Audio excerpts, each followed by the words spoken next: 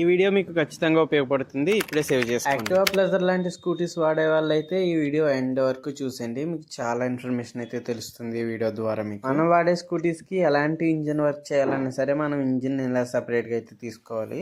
So మనకి engine separate చేస్తే ఎలా ఉంటుంది, మన బాడీలో బ్లడ్ ఎలా సర్క్యులేషన్ అవుతుందో అలాగే ఇంజిన్లో కూడా ప్రతి పార్ట్ తడిచేలా ఇంజిన్ ఆయిల్ అనేది సర్క్యులేషన్ అవుతుంది. దీనికి సంబంధించి ఒక పంప్ ఉంటుంది అనమాట. అది ఇంజిన్ మెయిన్ వీల్కి ఫిక్స్ అయి ఉంటుంది.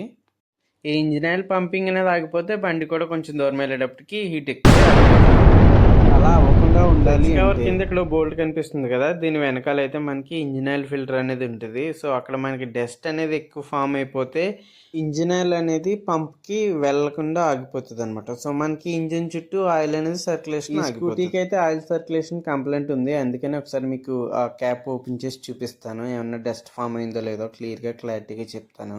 నేనైతే ఇంజిన్ ఆయిల్ మార్చిన ప్రతిసారి ఈ క్యాప్ అయితే ఓపెన్ చేసి నీట్గా అయితే క్లీన్ చేసి బిగిస్తాను. ఈసారి మీరు సర్వీసింగ్ ఇచ్చినప్పుడు అయితే ఖచ్చితంగా మీరు కూడా ఇలాగే చేయించండి.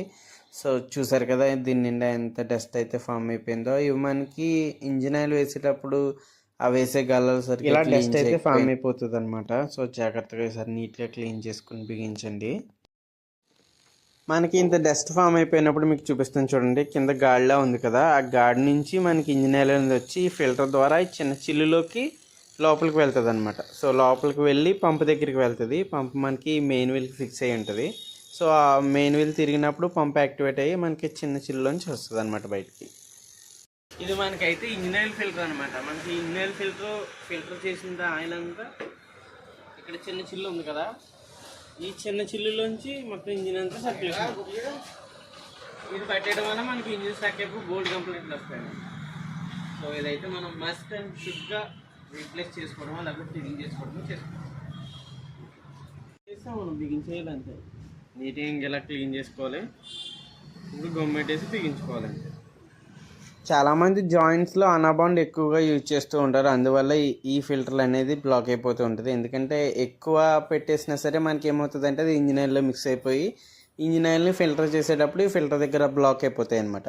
సో ఈసారి మనం జాయింట్స్లో పెట్టేటప్పుడు అంటే హెడ్ గ్యాస్కెట్ కానీ సిలిండర్ ప్యాకింగ్ కానీ పెట్టేటప్పుడు కొంచెం అనాబాండ్ అనేది తగ్గించి పెట్టడం చాలా మంచిది. ఫైనలీ వర్క్ అయితే డన్. చూసారు కదా ఆయిల్ సర్క్యులేషన్ అయితే బాగా అవుతుంది ఇప్పుడు. సో బండికి అయితే ఎటువంటి ఇబ్బంది ఉండదు, రన్నింగ్ అయితే చాలా బాగుంటుంది. ఈ వీడియో మీకు నచ్చినట్లయితే మీ ఫ్రెండ్స్ అండ్ ఫ్యామిలీకి షేర్ చేసేయండి.